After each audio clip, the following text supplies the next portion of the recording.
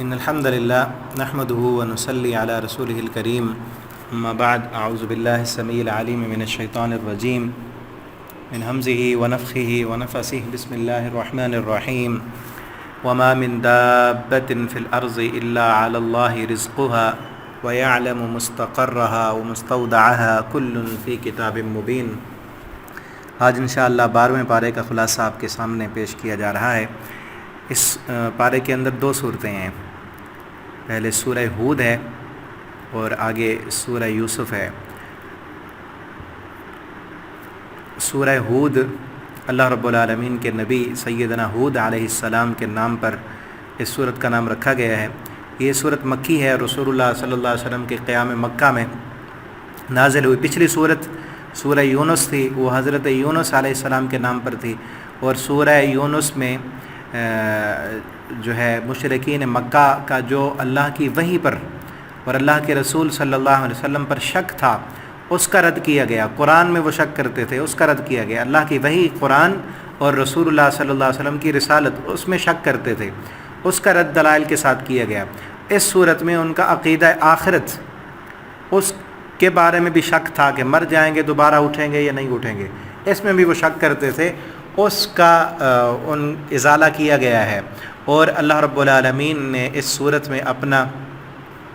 قانون استبدال جو ہے، یعنی ایک قوم اگر اللہ رب العالمین کی فرما برداری نہ کرے، نافرمانی پر اترا ہے، تو اللہ تعالیٰ اس قوم کو تبدیل کر دیتے ہیں، اس قوم کو ختم کر کے اللہ دوسری قوم لاتے ہیں۔ اس قانون کی وضاحت کی گئی ہے، اور اس صورت میں اس صورت کی تاثیر نے نبی کریم صلی اللہ علیہ وسلم کو بوڑھا کر دیا۔ حضرت ابوبکر صدیق رضی اللہ تعالیٰ عنہ نے پوچھا کہ اللہ کے پیغمبر، آپ دن بدن کمزور ہوتے جا رہے ہیں اور آپ بڑھاپے کی طرف بڑھ رہے ہیں، تو آپ صلی اللہ علیہ وسلم نے فرمایا شیبتنی سورۃ الواقعہ والمرسلات وعما یتساءلون واذا الشمس کورت۔ آپ فرماتے کہ مجھے سورہ ہود نے، سورہ واقعہ نے، سورہ مرسلات اور اس جیسی دوسری صورتوں نے بوڑھا کر کے رکھ دیا۔ یہ صورت، اس میں اللہ رب العالمین نے کیا کچھ بیان کیا ہے، کیا ہمارے لیے سبق ہیں۔ نبی کریم صلی اللہ علیہ وسلم اس پر غور کر کر کے بوڑھے ہو گئے۔ تو اس صورت کی جو اس پارے کی پہلی جو آیت ہے، اس میں اللہ تعالی نے اپنا تعارف پیش کیا ہے کہ اللہ وہ ہے، ما من دابۃ فی الارض الا علی اللہ رزقها، کہ کوئی بھی زمین پر جو بھی چلنے والا جاندار ہے، اس سب کا رزق اللہ کے ذمے ہے۔ کس انسان کو کس دن کتنی ضرورت ہے، کیا کچھ اسے چاہیے، اللہ تعالیٰ تمام مخلوقات کو پورا رزق دے رہے ہیں، اور اس رزق دینے میں اللہ تعالیٰ کے ساتھ کوئی شریک نہیں ہے، اور اللہ رب العالمین اس رزق دینے میں کسی قسم کا کوئی نقص نہیں ہے، کوئی کمی نہیں ہے۔ کبھی ایسا نہیں ہوا کہ آج فلاں مخلوق، سمندر والی مخلوق بھوکی ہے یا آج فضا والی مخلوق بھوکی ہے، نہیں، ہر مخلوق کو اس کو جو چاہیے اللہ تعالیٰ رزق عطا کرتے ہیں۔ اور پھر ہمیں یہ بھی نصیحت ہے کہ رزق کی ذمہ داری اللہ نے خود اٹھائی ہے، رزق کی ذمہ داری اللہ نے خود اٹھائی، ہم پر نہیں ہے۔ ہم پر یہ ہے کہ ہم محنت کریں، کوشش کریں، اللہ نے رزق دینا ہے، لیکن آج انسان نے رزق کی ذمہ داری خود اپنے سر پہ لی ہوئی ہے۔ کہتا ہے نا، کماؤں گا نہیں تو کھاؤں گا کہاں سے؟ اگر دکان بند کر دی نماز کے ٹائم پہ تو پھر تو کمی ہو جائے گی۔ یہ کیا مطلب ہے؟ اللہ نے ذمہ داری عبادت کی لگائی تھی کہ ہم نے تمہیں ما خلقت الجن والانس الا لیعبدون، تمہیں تو عبادت کے لیے پیدا کیا ہے، رزق کے لیے نہیں۔ رزق کی ذمہ داری اللہ نے خود رکھی ہے۔ ما اريد منکم من رزق وما اريد ان يطعمون ان اللہ هو الرزاق، اللہ ہی رزاق ہیں، تو ہم تمہیں کھلاتے ہیں، تم سے کچھ مانگتے نہیں ہیں، ٹھیک ہے نا؟ تو میرے بھائیو، جو رزق کی ذمہ داری اللہ کے پاس ہے، اس کی فکر چھوڑ دیجیے، اور یہ فکر کیجئے کہ کیا ہم اپنے آپ کو جہنم سے بچا رہے ہیں۔ یہ ذمہ داری اللہ نے ہماری لگائی ہے۔ یا ایھا الذین آمنوا قوا انفسکم واہلیکم نارا وقودھا الناس والحجارہ، اے کلمہ پڑھنے والو، اپنے آپ کو اور اپنے اہل و عیال کو جہنم کی آگ سے بچانا ہے۔ اور یہ ذمہ داری لوگوں نے جو ہے وہ اللہ کے سپرد کی ہو کہ اللہ غفور الرحیم ہے، وہ خود معاف کر دے گا۔ جو ذمہ داری اللہ کی تھی وہ خود لے لی، اور جو لگائی تھی اللہ نے ہماری، وہ کہا کہ اللہ غفور الرحیم ہے، معاف کر دے گا۔ اللہ نے کہا خود بچو، اپنے اعمال کر کے، اللہ کی فرما برداری کر کے، اللہ اپنے گناہوں کی معافیاں مانگ کے اپنے آپ کو جہنم کی آگ سے بچاؤ۔ اور یہ رمضان المبارک کا مہینہ اپنے آپ کو جہنم سے آزاد کرانے کا مہینہ ہے۔ نبی کریم صلی اللہ علیہ وسلم نے فرمایا نا کہ جو بندہ رمضان پائے اپنے گناہوں کی معافی نہ مانگ سکے وہ تباہ و برباد ہو گیا۔ تو میرے بھائیو دوستو، قرآن پڑھ کے، تراویح پڑھ کے، لمبا قیام کر کے، اللہ کے سامنے معافیاں مانگ کے، روزے رکھ کر، افطاریاں کرا کے، صدقات و خیرات کر کے اپنے آپ کو جہنم کی آگ سے بچانے کا سامان کیجیے۔ اللہ تعالی ہمیں توفیق عطا فرمائیں۔ اور پھر آگے اس صورت میں اللہ رب العالمین نے مشرکین عرب جو تھے آخرت کو دوبارہ زندہ ہونے کو وہ جادو قرار دیتے تھے کہ دوبارہ اٹھنا یہ جو ہے یہ ہمارے ذہن میں نہیں آتا، ہماری عقل اس پر کام نہیں کرتی۔ اور کیا کہتے وَلَئِن قُلْتَ إِنَّكُمْ مَبْعُوثُونَ مِن بَعْدِ الْمَوْتِ، اگر آپ ان سے کہیں کہ تم لَيَقُولُنَّ کہ آپ مبعوثون من بعد الموت، بعد موت کے بعد دوبارہ اٹھائے جائیں گے، لَيَقُولَنَّ الَّذِينَ كَفَرُوا، البتہ یہ کافر لوگ کہتے ہیں اِنْ هَٰذَا إِلَّا سِحْرٌ مُبِينٌ، یہ تو جادو ہے، دوبارہ اٹھنا جادو، یعنی موت کے بعد دوبارہ اٹھنے کو وہ نہیں مانتے تھے، اس میں شک کرتے تھے۔ وَلَئِنْ أَخَّرْنَا عَنْهُمُ الْعَذَابَ إِلَىٰ أُمَّةٍ مَّعْدُودَةٍ لَّيَقُولُنَّ مَا يَحْبِسُ أَلَا يَوْمَ يَأْتِيهِمْ لَيْسَ مَصْرُوفًا، اللہ فرماتے ہیں جب وہ قیامت آئے گی نا پھر ٹلے گی نہیں، پھر ان کو ہلاک کر کے چھوڑے گی۔ اور اسی طرح اللہ تعالیٰ نے مومن کا جو رویہ ہے وہ بھی بیان کیا ہے کہ وہ خوشحالی میں، تنگ دستی میں ہمیشہ اللہ کا شکر ادا کرنے والا ہوتا ہے۔ وَلَئِنْ أَذَقْنَا الْإِنسَانَ مِنَّا رَحْمَةً ثُمَّ نَزَعْنَاهَا مِنْهُ إِنَّهُ لَيَئُوسٌ كَفُورٌ وَلَئِنْ أَذَقْنَاهُ نَعْمًا بَعْدَ ضَرَّاءٍ مَسَّتْهُ لَيَقُولَنَّ ذَهَبَ السَّيِّئَاتُ عَنِّي إِنَّهُ لَفَرِحٌ فَخُورٌ، کہ کافر وہ ہے کہ جب ہم اسے رحمت دیں پھر وہ ختم کر دیں، اس پر تنگی آ جائے، مشکلات آ جائیں تو وہ مایوس ہو جاتا ہے اور ناشکری پر اتر آتا ہے۔ لیکن إِلَّا الَّذِينَ صَبَرُوا، جو صبر کرنے والے ہیں، وَعَمِلُوا الصَّالِحَاتِ، نیک عمل کرنے والے ہیں، وہ ایسا کام نہیں کرتے، وہ اللہ کی نافرمانی اور ناشکری نہیں کرتے، وہ ہر حال میں اللہ کا شکر ادا کرنے والے ہوتے ہیں۔ اور اللہ تعالیٰ نے دنیا پرستوں کا انجام بھی بتایا ہے کہ من کانا، جو دنیا میں زندگی بسر کرتے ہیں صرف دنیا کے لیے، آخرت کے لیے نہیں، ان کی کوشش، ان کی محنت، ان کی دن رات صبح شام صرف دنیا کے لیے ہوتی ہے۔ اللہ فرماتے من کانا یرید الحیات الدنیا وزینتہا، جو انسان یہ دنیا چاہتا ہے، اس کی خوبصورتی چاہتا ہے، اس کے فائدے، اس کے عیش و آرام چاہتا ہے، نوفی الیہم اعمالہم، ہم اس کو اس کی محنت کا پھل اس دنیا میں دے دیتے ہیں، وہم فیہا لا یبخسون، اس پھل میں کوئی کمی نہیں کرتے۔ اولئک الذین، یہ وہ لوگ ہیں جن کا مقصود مطلوب صرف دنیا ہے، لیس لہم فی الآخرہ، ان کے لیے آخرت میں پھر کچھ نہیں ہوگا، الا النار، صرف آگ ہوگی۔ وحبط ما صنعوا فیہا، جو انہوں نے اپنے ذہنوں میں، اپنے گمانوں میں بنایا ہوا نا کہ ہم نے یہ بھی نیکی کرتے ہیں، یہ بھی کرتے ہیں، ہر انسان اپنے ذہن میں رکھے ہوتا ہے۔ کوئی انسان اس رمضان میں بھی آپ دیکھ لیں، روزہ نہیں رکھ رہے ہوں گے، ذہن میں کیا ہوگا، ایک افطاری تو کرا رہے ہیں نا، دسترخوان لگایا ہوا ہے، ہمارے دسترخوان سے کئی لوگ افطاری کرتے ہیں، خود روزہ نہیں رکھ رہا، یہ نیکی کس کھاتے کی؟ کئی لوگوں کے ذہن میں ہوتا ہے کہ میں نے حج کیا ہوا ہے تو وہی مجھے کام آ جائے گا، میں جو ہے یتیم خانہ چلا رہا ہوں، میں اتنے صدقات و خیرات کر دیتا ہوں، میں فلاں کرتا ہوں۔ یہ ایک ایک نیکیاں کام نہیں آئیں گی جب تک ادخلوا فی السلم کافہ، پورے کے پورے اسلام میں داخل نہیں ہو جاتے۔ اپنی ساری کوشش، ساری محنت دنیا کمانے میں لگی ہوئی ہے اور دنیا کے چند پیسے وہ خرچ کر کے سمجھ لیں کہ ہم جو ہے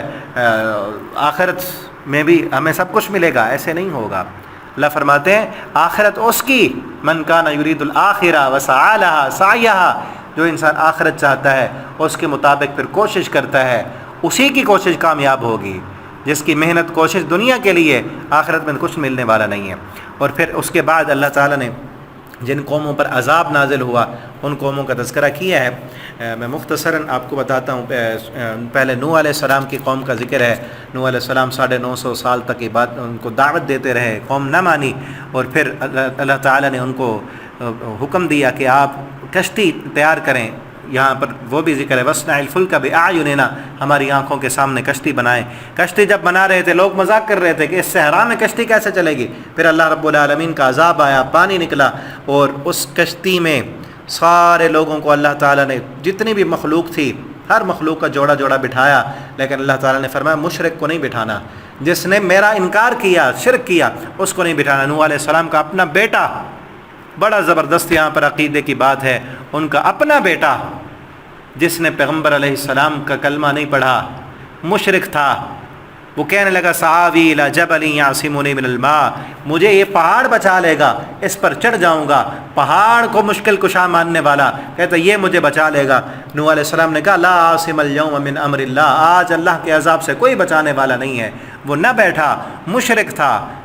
اللہ رب العالمین کا پیغمبر حضرت نوح علیہ السلام اس کی آنکھوں کے سامنے اپنا بیٹا جب غرق ہونے لگا پانی میں تو اس وقت بلایا، نادا نوح ربہ فقال ربی ان ابنی من اہلی، نوح علیہ السلام کہنے لگے اللہ میرا بیٹا آنکھوں کے سامنے غرق ہو رہا ہے، میرے اہل سے ہے۔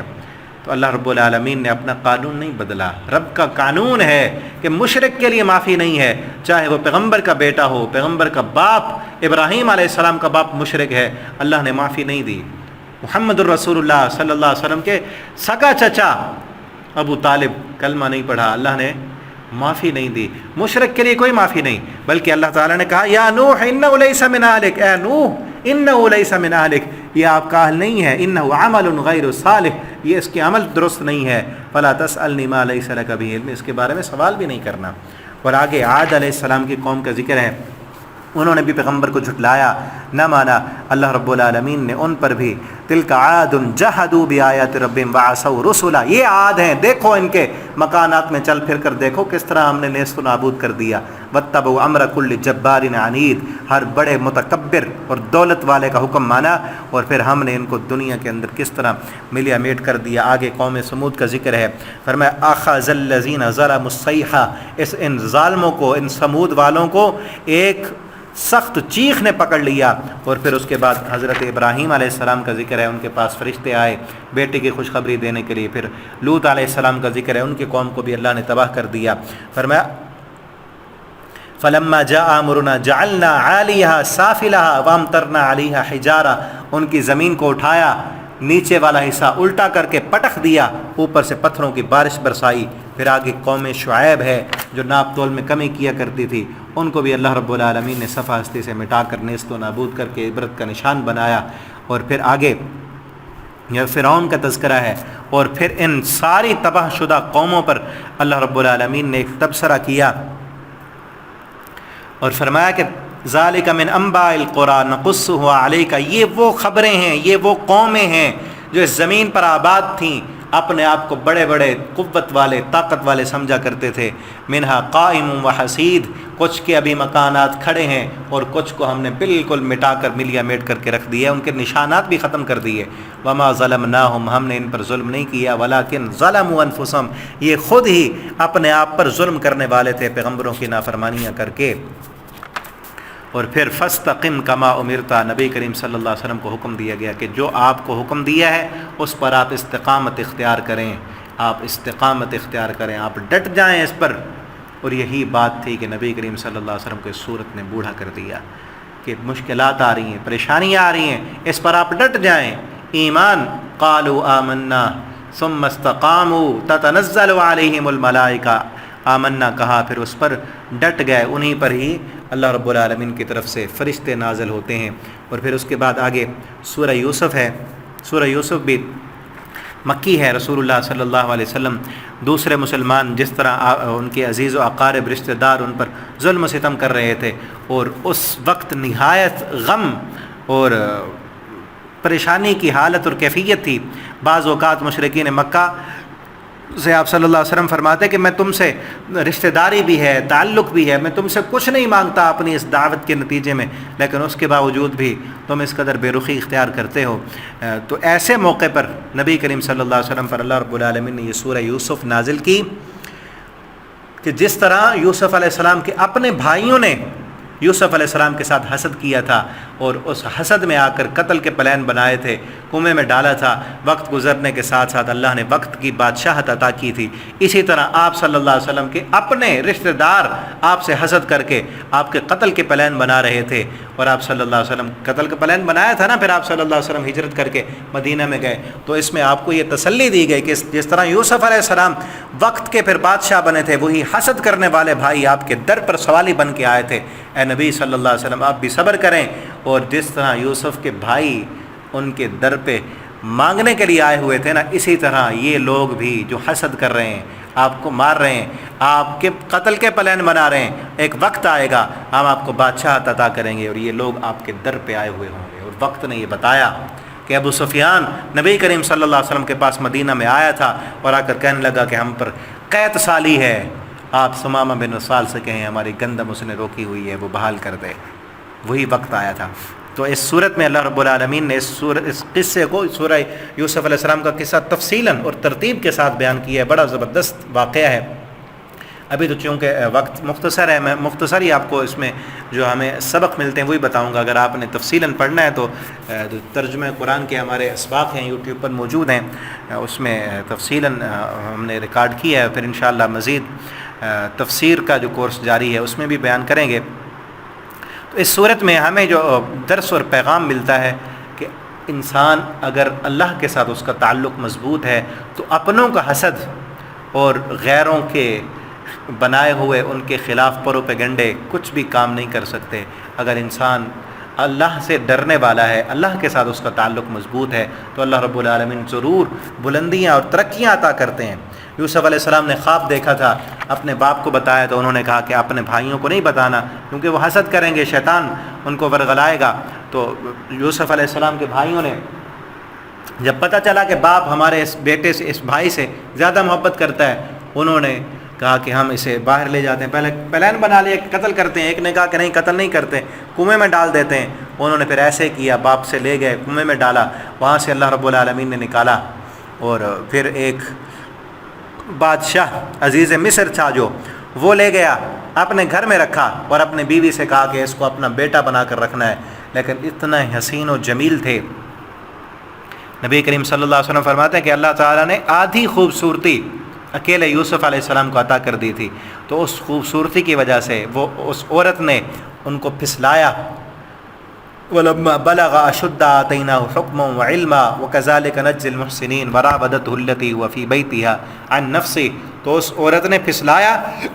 وَغَلَّقَتِ الْأَبْوَابَ، سارے دروازے بند کر دیے، اور کہنے لگی ہائی تلک اے یوسف ذرا نظریں اٹھا کر دیکھ تو صحیح۔ کس قدر اللہ کا ڈر تھا حضرت یوسف، اور بھرپور جوانی ہے، بھرپور جوان ہیں، اور برائی کرنے کی طرف دعوت دینے والی وقت کے بادشاہ کی بیوی ہے، وہ بھی خوبصورتی کی مالک، لیکن یوسف علیہ السلام نظریں اٹھا کر بھی نہیں دیکھ رہے۔ اس آج کے اس درس میں، اس صورت میں یوسف علیہ السلام کی صورت صرف یہ واقعہ ایک قصہ نہیں کہ قصے کے طور پر اس کو سن لیں اور پڑھ لیں، بلکہ ہمارے لیے درس ہے کہ اگر موقع بھی ہو، وقت بھی ہو،